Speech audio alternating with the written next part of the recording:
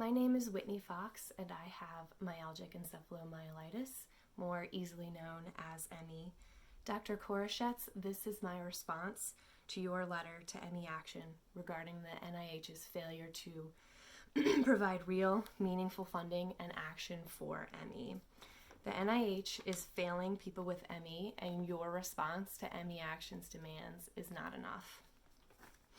I used to work in a fast-paced career that I loved. ME has taken that from me. I used to travel and walk around new cities for hours. ME has taken that from me. Now I'm confined to my bed and my couch. It takes me days to rest, to build up energy for an outing, and then days of rest to recover. Most of these outings are to doctor's appointments, where I'm not making any forward progress, and my ME symptoms are progressing. I miss my family. I miss my friends. I miss being able to walk. I miss going shopping. I miss being able to read and learn new things and use my brain. I miss going to work, and they miss me. The only one who might be happy about this illness is my dog. He never leaves my side. And still, I'm thankful because I'm better off than many other patients.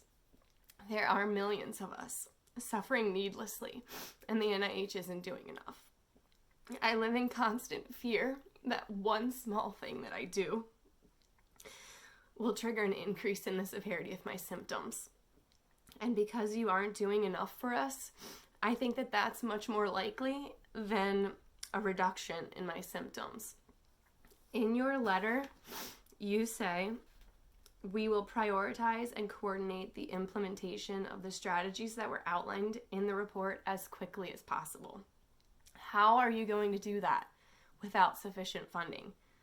You say that in order to increase funding, the number of researchers has to increase. The opposite is true. The number of researchers is declining because you're refusing to fund them. You say advocacy organizations should fund grants. We've been doing that for years. And this is the only way we've seen any progress. We're advocating and raising money from our beds, providing hours, weeks, and years of unpaid emotional labor because you refuse to do what you're actually paid and expected to do. You say that you agree that identifying biomarkers is critical. How are you going to find biomarkers if there isn't appropriate funding for ME? And even if we do find it, since you're leaving it up to us and our advocacy organizations to find the research, how are we supposed to believe that you'll then change your tune? You'll just come up with more excuses and move on to say that testing treatments is up to us as well. You say that you're concerned about the heterogeneity and variability in the way data has been collected and the small number of cohorts. How can you possibly address that without an increase in funding? You say your goal is to enhance health, lengthen life, and reduce illness and disability. This is where you're failing us the most. You're reducing our health, shortening our lives, and increasing our illness and disability because you're not doing enough for ME. Using the Disability Adjusted Life Year measure from the World Health Organization, ME is estimated to have a higher burden than HIV, AIDS, lupus, MS, Parkinson's disease, brain cancer, and many more debilitating illnesses. If you were to fairly fund ME based on a model that uses this score, you would need to provide more than $100 million in additional funding. The worst way in which you have failed us is by taking away our hope. We continue to advocate and volunteer from our beds, but we can't do it alone, and you're refusing to help us.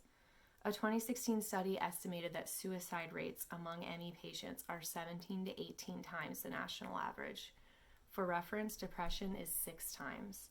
People are dying of this disease, and you aren't even properly attributing their deaths to ME when suicide happens. You can do something about this crisis. Just a little bit of hope can help us manage our illness and disability. But right now we are hopeless, as we have been for decades, because the NIH is failing us.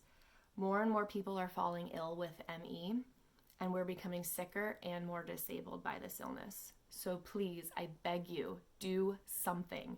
Fund the research so we can end this health crisis. We won't stop until our demands are met.